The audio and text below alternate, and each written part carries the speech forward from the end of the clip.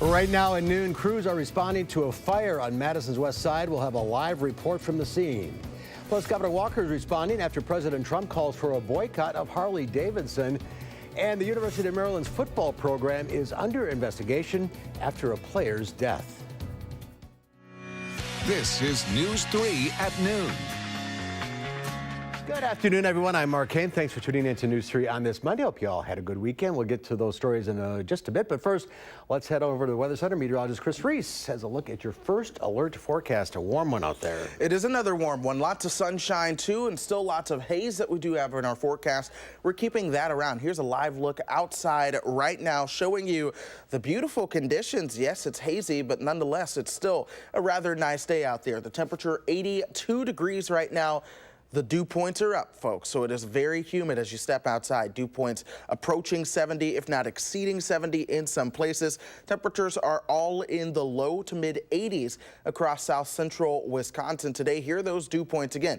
Lone Rock with the dew point at 70. Same for Mineral Point, Platteville, and Janesville. Watertown, the dew point 71. So it's one of those hot and humid summer afternoons. There are no chances for showers and thunderstorms in the meantime to help cool us off, though there are chances for some showers and thunderstorms coming up in just a few days. And we're going to be talking about those, Mark, but for the rest of today and into tomorrow, we're keeping that sunshine and that haze around. Some of that haze is coming from the wildfires out west. Yes, it is. And though, as long as we keep essentially the atmospheric patterns the way they are, we're going to keep a lot of that haze around. And we'll talk about that as well. All right, we'll see you in a few minutes. Thank you, Chris. Topping the news, crews responding to a fire on Madison's far west side. Our Madeline O'Neill is live at the scene with more. Maddie? Mark, we're here on the west side in the 700 block of Cricket Lane. We just spoke with Chief Davis, who says the fire is out. The call came in at about 10:30. They got those flames out, but you can see behind me, we've got a lot of damage to about 1/3 of this this building, which has about 14 residents. They say they're not sure how many have been displaced, but they say everyone has been accounted for. They also say that pets included are safe. We had a firefighter, we saw a firefighter come out with a dog who was safe as well. Firefighters are looking into the cause of this fire at this time. The fire is currently under investigation. We do not know what caused it at this point. Our investigators will be on scene probably for the next few hours trying to piece things back together, as well as crews will be on scene, and we'll try and get Old Sauk Road opened up as quick as we can. Chief Davis says that firefighters were on scene about 5 minutes after the call to get the flames under control. We'll keep you updated. We'll update you on channel3000.com. Mark? Good news is no one is injured in that fire. Madeline O'Neill reporting live from Madison's west side. Thank you. Dodge County officials have identified the man killed in a motorcycle crash last Wednesday. Dodge County Sheriff's Office says 56-year-old David Conforti from Hartford was killed in the crash. They received a call just before 2 o'clock on Wednesday of a motorcycle that crashed on County Highway R in the township of Lebanon. That's near Watertown. Deputies say Conforti was driving northbound when he failed to negotiate a left-hand curve. Entering a ditch, he was thrown from his vehicle. The crash is still under investigation. Governor Scott Walker is reacting to President Trump's call for a boycott of Milwaukee-based Harley-Davidson motorcycles by saying he wants the company to prosper in the state. Governor Walker does not directly address Trump's tweet from Sunday calling for a boycott of the motorcycle maker amid an ongoing steel tariff dispute. Walker says in a statement that, quote, I want Harley-Davidson to prosper here in the state of Wisconsin, and one of the best ways for that to happen is to do what the president has called for, and that is to get to no tariffs. Harley has not commented on Trump's boycott comments. University of Maryland is investigating football coach D.J. Durkin's team culture after placing 2 key members of the coaching staff on leave. According to ESPN, it was about 80 degrees on May 29th when 19-year-old Jordan McNair showed signs of extreme heat exhaustion about 45 minutes into a preseason workout. McNair was taken to the hospital where he died 15 days later. Several current and former UMD football players and staffers believe a coaching style defined by intimidation is partly to blame. According to ESPN, there was often extreme verbal abuse. Coaches would throw weights toward players, and some players claimed if a player was on the ground from exhaustion, medical staff would drag them off the ground and make them run. Is this man suffering from the symptoms of heat stroke? And the answer to that would have been yes, yes, yes. And he would have been taken into the training room and iced down.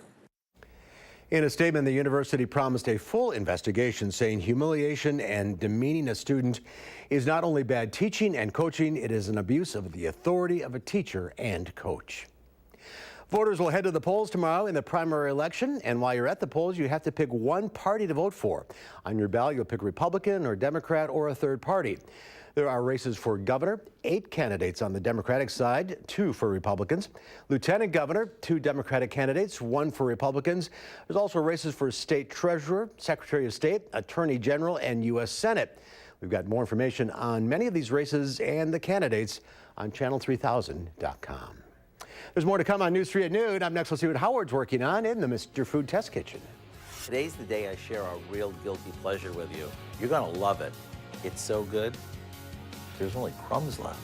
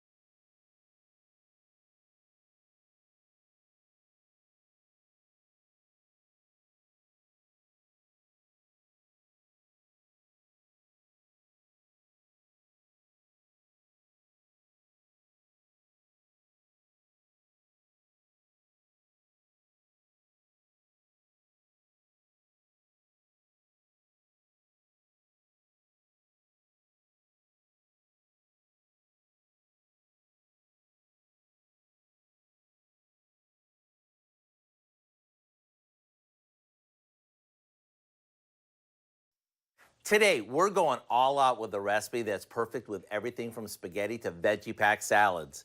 It's a souped-up garlic bread that has not 1 or 2, but 3 cheeses in it. In fact, it's one of my new guilty pleasures. And let me show you how easy it is. The first thing we do is cut a loaf of Italian bread in half lengthwise and set it aside. Now, we saute some coarsely chopped garlic in butter over low heat until it begins to brown. You want to keep the heat low so the garlic softens and doesn't burn. Next, we combine some super creamy mascarpone cheese with a bit of milk, shredded mozzarella, Parmesan, a little salt, and our sauteed garlic. We'll give this a mix, spread this onto our bread, sprinkle it with chopped parsley, and bake it off. In about 10 minutes, when the whole house smells like a pizzeria, it's ready to cut and serve. Just 1 bite is all it'll take to make you understand what makes this my new dinner time guilty pleasure. To get the recipe for our 3-cheese garlic bread, all you need to do is check out our website. I'm Howard with Kelly in the Mr. Food Test Kitchen, where today we found a triple cheesy way for you to say, ooh, it's so good. All right, Howard, thank you. Coming up on News 3 at noon, a hot and humid start to the work week. Meteorologist Chris Reese has your first alert forecast when we come back.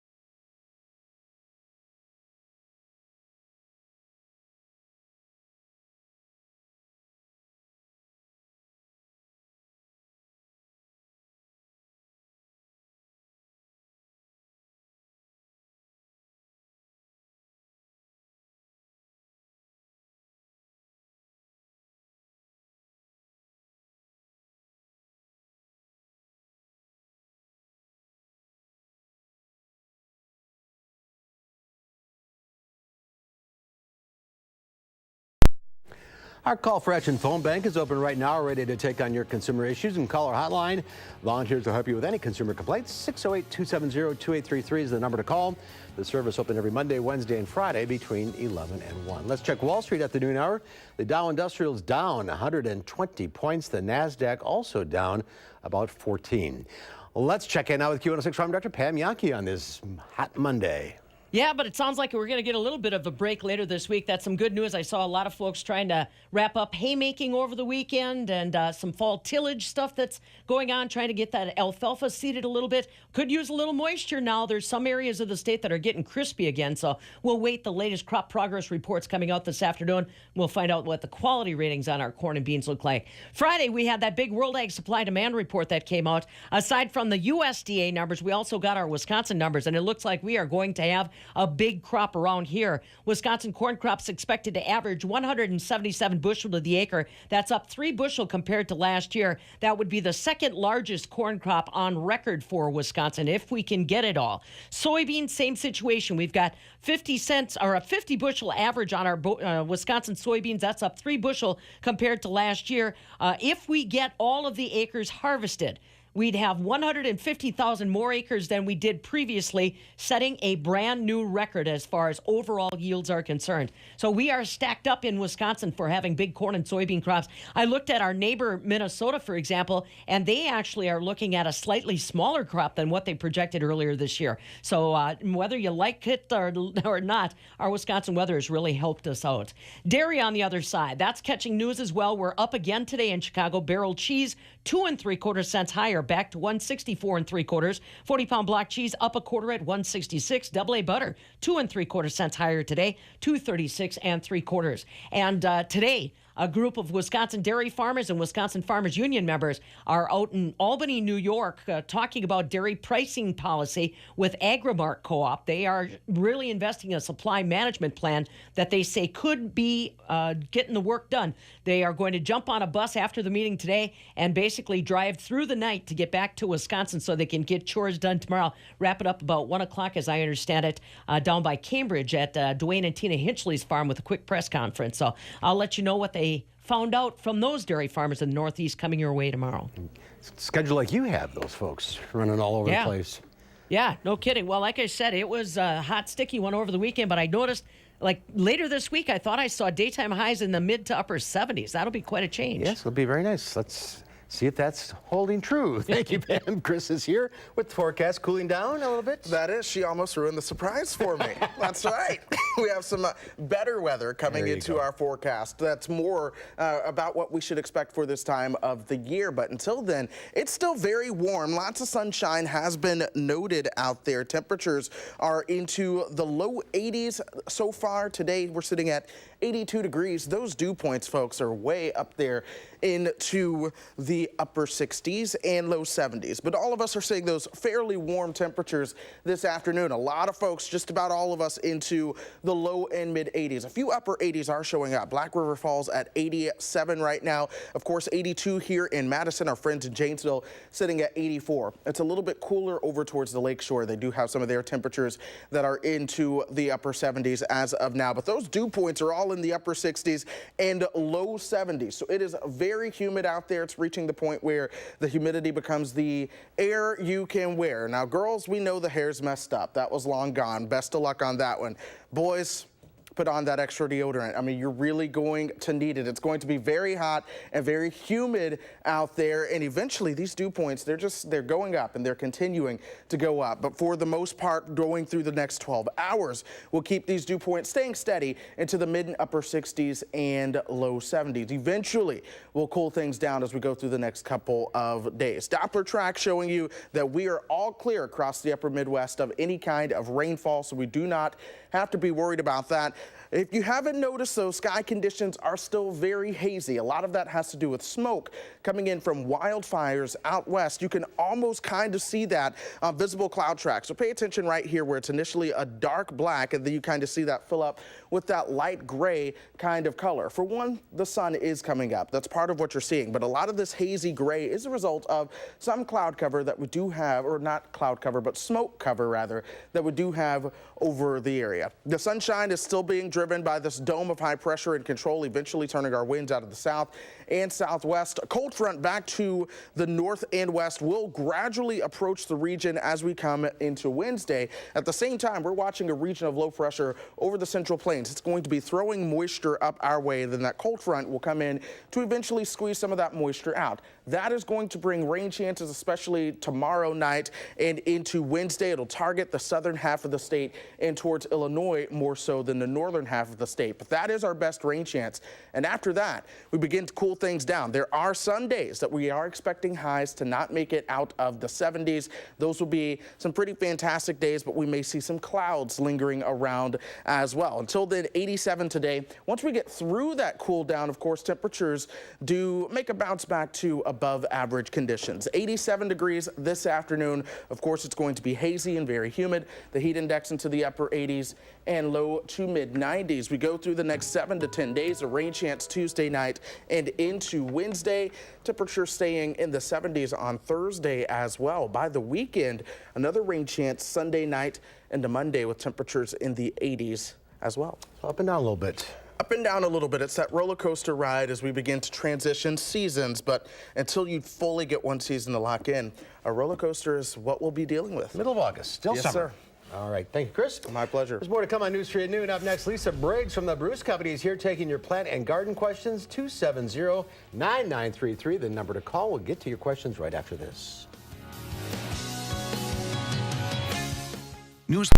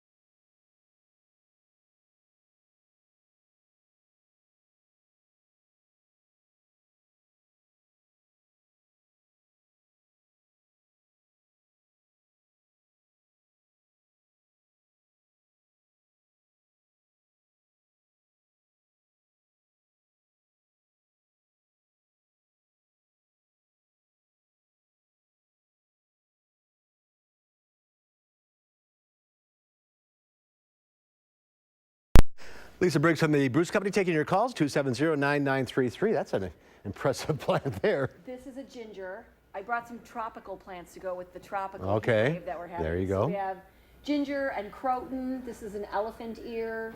Of course, you know, peace lilies, your personal My favorite. personal favorite. These are all house plants? These are all house plants, yes, but it's, you know, they dig the heat. So. Yeah. All right. Speaking of digging the heat, let's go to Mike in McFarland. Hi, Mike. I'm calling about had some black spots on the bottom of the tomatoes. All right. Sorry about that. Mike, you there? Yeah. Hi, what's your question? I had some black spots on the bottom of my tomatoes, and I read on the internet to put some lime on them, but they didn't say how often I should do it. I did it once, and I was wondering if I should do it again. Are they on the tomatoes themselves or on the leaves? On the bottom of the tomatoes. And That's called blossom end rot. Yep. And it's usually a calcium deficiency. And you'd want to apply that pretty regularly. Are they in the ground or in pots? Oh, God. Okay, so if they're in pots, you want to treat for blossom end rot probably every week or 10 days and make sure that your watering is steady. That's the biggest thing that causes that. Don't let them dry out. Don't let them dry out, yes. All right. Carol in Lodi. Hi, Carol. Hi. I have raspberry bushes that I had a question about. My raspberries are all done now, basically, but there's these beetles that are pretty much devouring the entire plant. They eat the leaves, but they leave the veins. Is there any way to get rid of those without a spray? I mean, I'm picking them off by hand. You have Japanese beetles, and raspberries are one of their favorites. They're almost done. And since raspberry plants sort of regenerate every year, it won't be a problem for future crops. Remove the canes that have already fruited, let the other ones stay to produce for next year. And you can spray with a number of beetle insecticides. There are things that are rated for fruit-bearing crops if you still have fruit, so it won't be harmful to you or to anybody else who's ingesting them. Yeah, she said the crop's done, so. Yeah, so go spray ahead away. and spray, indeed. All right, Joan in New Glarus. Hi, Joan. Hi. See, I see the spider lilies, or they're called magic lilies, are blooming now. Yep. And I'd like to grow them, but do I buy bulbs, and when do I plant them, and where can I get them? Well, we will have those at the Bruce Company. They're also called naked ladies. Foliage comes up in the spring, and then it dies back, and then they flower about this time of year. We've just started getting our bulbs. You would plant this in the fall. It's a hardy bulb, and then it will do its thing next year, and they should be in by Labor Day. Full sun? Full sun, yes. All right, let's go to Barb in Stoughton. Hi, Barb. Good afternoon. Hi. Thanks for taking my call. You're welcome. I'm excited about this. Wild cucumber, the stuff that's growing out Yes, on along all the road. roadsides, yep. What do we do with it? Do we leave it alone? Should we pull it up? Just pull it out. It comes out really easily, and you want to get it out before those flowers go to seed, and it's in full flower right now. But it comes up pretty easily. Just pull it out and bag it and get rid of it. They're not invasive. Some years it's really prevalent, and some years not so much. This is a big year for it. All right, Judy in Middleton. Hi, Judy. Hi. Hi, what's your question? I have a question regarding daylilies. My daylilies now, the blossoms have finished, and I'm interested to know if I can cut the greens back. You'll want to leave the greens a little bit longer, Judy, as long as they aren't showing any signs of disease. Cut those flower stems back, and I would leave the greens up, I would say, till maybe mid or late September, so they have plenty of time to get energy for flowering next year.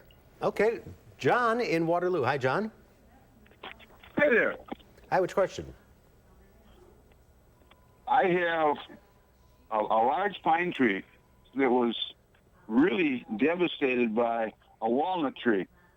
I cut the walnut tree down, but Okay. I want to know if I put a large amount of Miracle Grow on the ground around this pine tree, if it would help it. Well, black walnuts are native here, and they exude a toxin into the soil called juglones, and it is really dangerous or detrimental to a lot of plants, including a lot of evergreens. So it takes forever to get out of the soil, so Miracle Grow is not going to help your pine tree. You're probably going to have to switch over to an evergreen that is not bothered by the toxin. That would be arborvitae are fine, hemlock are fine. There are a couple other ones, but that's what you want to look for is things that are resistant to juglone toxicity. Okay, we're out of time. If you're on the line, stay there. Chris has a final check of the forecast. That's right. Another warm and humid day. Our temperatures will top out right around 87 degrees this afternoon. All right, enjoy. We'll see you back here at 4 o'clock. Have a great afternoon.